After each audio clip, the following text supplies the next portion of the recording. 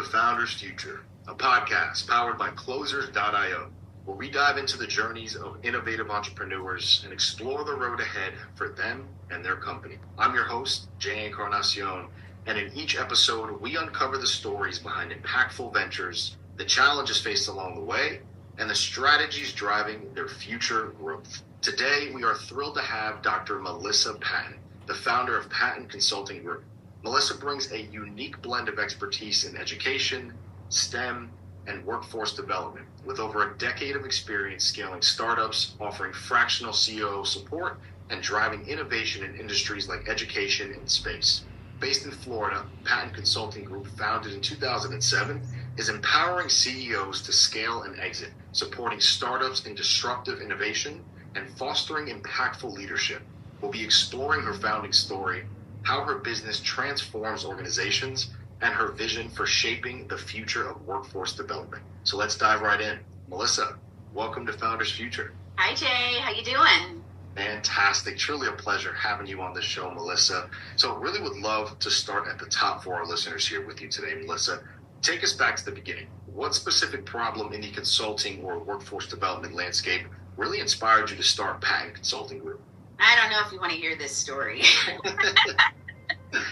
It's kind of sad. It started out like a regular Tuesday morning. My little Micah, 2 years old, playing on the floor with his trucks and cars. I'm managing my work-life balance, and I get a call that comes in, and it's my senior vice president. And I'm like, holy crap, it's 2 weeks before Christmas. This is the bonus call. Let's go, right? And so I put on my big girl pants, and I got really excited to celebrate. And she started off by saying, Melissa, I unfortunately have some really terrible news to tell you. You are no longer going to be working at our company due to a layoff. We apologize. Do you have any questions? And literally, it was like one of those like underwater experiences, Jay, where I just heard blah, blah, blah, blah, blah, blah, blah, blah. I mean, it's 2 weeks before Christmas. Wow. They told me that I needed to get my doctorate. So I did. They told me I needed to join boards and be a part of organizations. So I did. And here I was steering a layoff from an executive level role. And I was so sad. I definitely went through the 5 stages of grief. And maybe ate a little bit more ice cream than I should have. But one day, my husband walks in and he's like, it's time to get to work, Melissa. And that is literally how we started Patton Consulting about 20 years ago due to a layoff, because I refused to ever be in a situation ever again where someone was going to take away my job and I didn't have anything to fall back on. And that's how we got started. Love it. And the beauty there is that there's always a silver lining, right? Because I mean, look at where you are today, the success that you've seen, and you would have this all wouldn't have happened if you ended up sticking it out there, and that layoff didn't happen. So truly, everything happens for a reason, and I know that you've done some incredible things. So gotta give thanks to where the thanks is due on that side. So help us understand for our listeners, Melissa, with everything that you've done and where you are now. Let's get into the nuts and bolts of Patton Consulting Group. How are you generating revenue today for our listeners if they want to come and work with you, which is a very high possibility after listening to the episode? What is the core offer? What do you provide for your clients? How can they expect to have that structure when they come to you? Yeah, so, we're purely a different type of brand. When we first started Patton Consulting Group, we went through several iterations. And to be honest with you, Jay, it was a side hustle. It was something that I did for fun on the side when I wanted to do different things and change things up. We started out with logos and branding and these things called marketing flyers. For most of your viewers, they probably have never heard of those. You print them out. But we got into an iteration process where we started managing organizations, nonprofits. We started coming in as association managers and then essentially became a fractional firm. And fractional is a hot world right now. It allows a lot of flexibility to companies that are under 20 million to be able to have that operational arm, but not have to spend a lot of money. And my firm comes behind CEOs to help them scale and exit, but we do that bringing the Patton Consulting Group team. So when you ask the question, what does it look like to make money with my firm? Well, we have a couple different departments, if you will.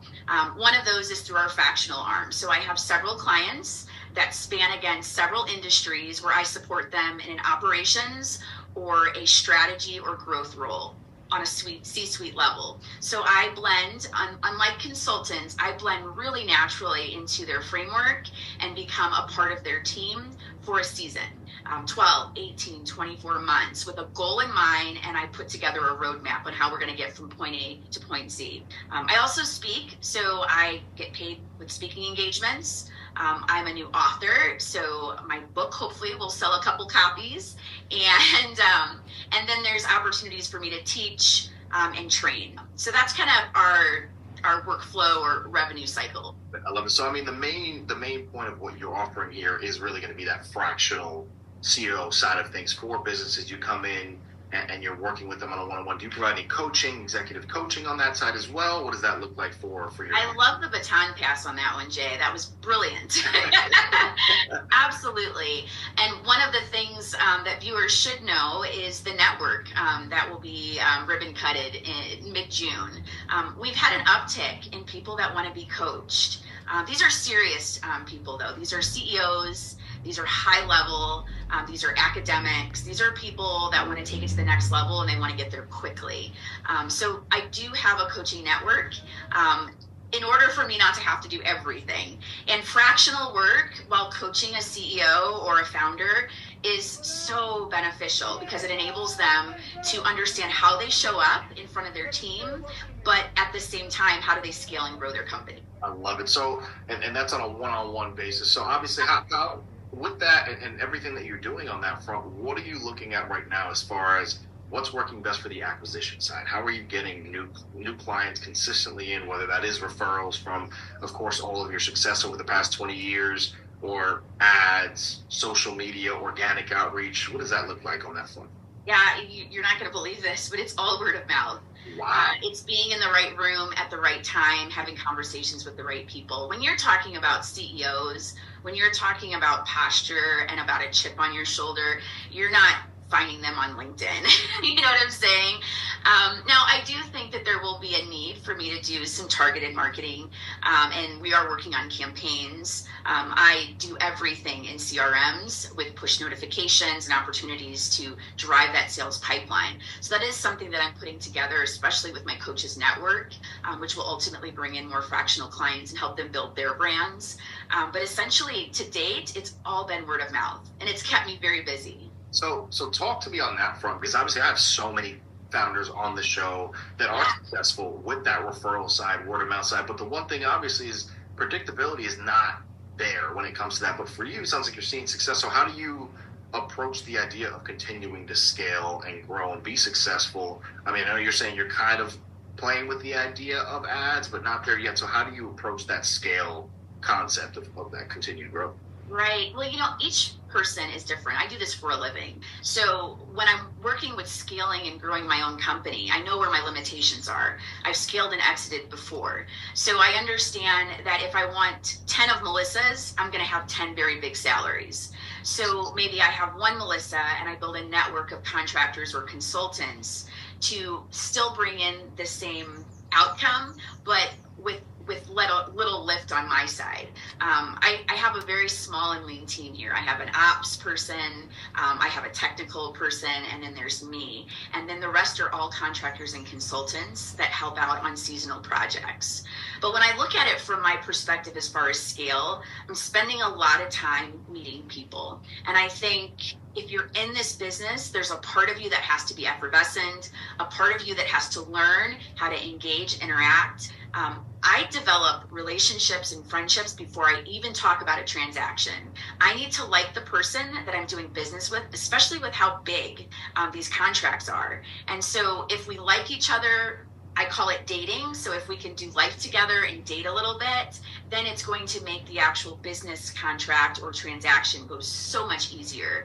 And it puts very little pressure on me because I know that if this is a working relationship that starts with a friendship, then we're going to have much success down the road. Sustainable success. Absolutely. And I mean, clearly, you've seen some really good success from that already with that mindset and concept. So, I mean, just amazing hearing you kind of talk through and your process and how your brain just goes through this structure and why you're seeing that and providing that quality for your clients. So, I mean, with that, how does a sales process look for you with everything that you're providing on, the fractional side, the coaching side? Are you kind of running the show on your own? Do you have a sales team, marketing team?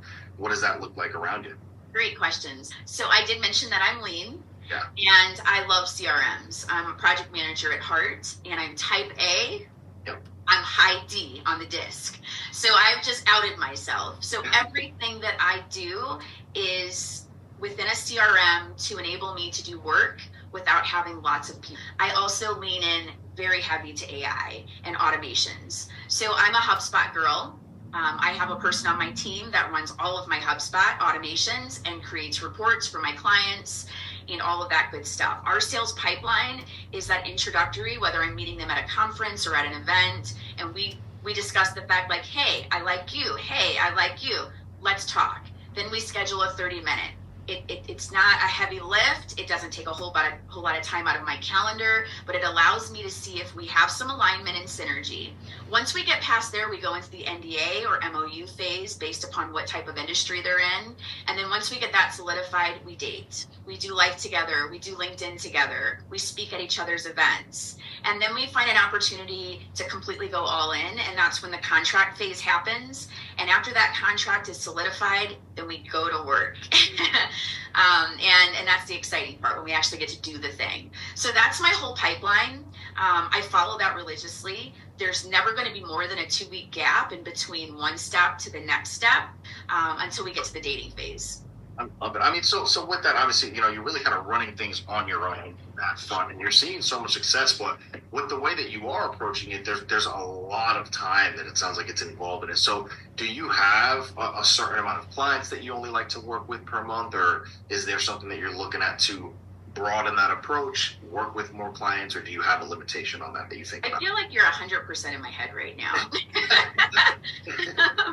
I am sleeping well at night because I know I have what I can handle right now. Yes. What causes me to stress is when opportunities become available that I just can't say no to, and I get tempted. I get tempted to do something else. So when I think about it from that perspective, I think about, okay, so how do I enable myself to duplicate Melissa and what she does, but do that without using so many different types of, that will keep my costs down, that will keep my overhead low. And so that is something that I'm literally working on as we speak. I think the network of coaches will extremely help that system. I think me being, having an opportunity to speak more and teach my book and coach, I think all of that will enable me to grow the brand, but also grow more fractional leaders that can also have their brands. I love it. So obviously, that's kind of the bottleneck for you, right? Kind of you is the bottleneck, but now you're thinking through, okay, how can I really expand upon this, utilizing that network, using reach, your push, your voice. So, I mean, working through that bottleneck, already incredible that you have that in mind. So with that, talk to us a little bit about your vision. Where do you want to continue to take Patton Consulting Group? How long are you seeing this going strong for? What does the rest of this year look like for you, whether it's revenue targets in mind, performance goals? I know that you're working on doing more speaking engagements and pushing the book out. Talk to us a little bit about that. All of the above. I realize that this is a marathon and not a sprint. And that's one of the things that I tell my founders and my CEOs. When you're ambitious, I was a college athlete. I ran Division I track. You have this feeling like you always need to be doing something and you need to be getting there as fast as you possibly can. And that's not what this is. There is something about taking your time, but moving efficiently and effectively.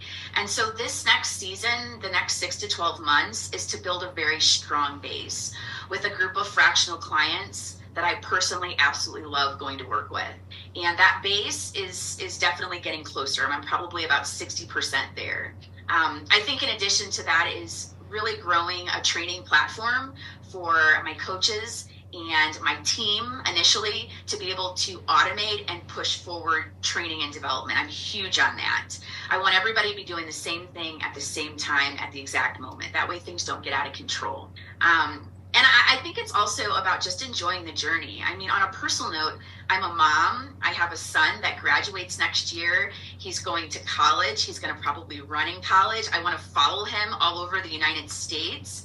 I want to travel with my husband, and I love watching my younger son, get involved in music and STEM. So I really want to enjoy this season. And when I stand on stages, Jay, I really encourage young professionals to enjoy every moment, realizing that the time ahead of you is shorter than the time behind you. So enjoy it and only do the work that you love to do. I see. And I think that right there is the most powerful and most beautiful statement out of the entire podcast. And I think that and having so many different types of founders on the show really sticks out the most to me, because if you can't enjoy life and the little moments, all the hard work what is the point? Exactly. Yeah. All the hard work that you do is pointless, right? So, I think that it truly is the most beautiful thing that can be said, is work hard and really chase your dreams, but also sit and be and in the moment. I think that is truly the key to life right there. I love your energy and your passion. It's incredible having you on the show so far, Melissa. So, with that and where you are, clear as day that you have the picture painted in your mind. So where do you see the consulting and workforce development as a whole and their industries evolving in the coming years? Where do you see that going, especially with your focus on inclusivity and STEM? And how are you positioning Patton Consulting Group to stay on top and ahead of that curve? Oh my goodness. So on LinkedIn, I was just tagged on a post. I spent the day at a high school yesterday. It's a very unique high school. It's a high school with majority African-American young men and young women. They're learning things that people in college are not even learning. AR, VR, they're learning about digital competencies. It just like literally, I was like a little kid in the candy store. And I was walking around the high school, and the principal that I was walking around the high school with, Dr. Branch, would just inadvertently stop a student and say, I need to ask you some questions. And these students were 13 and 14 years old, and they were speaking like they were on a stage at SpaceCom. And I just could not hold it together. This is the future. This is the future of our workforce. And it is so bright. No matter what color your skin is, no matter what your gender is, you can do it. And so I was looking at these beautiful young girls talk about what they aspire to be, talk about how their principal can get things right better. It was so cool, just like the transparency and the trust.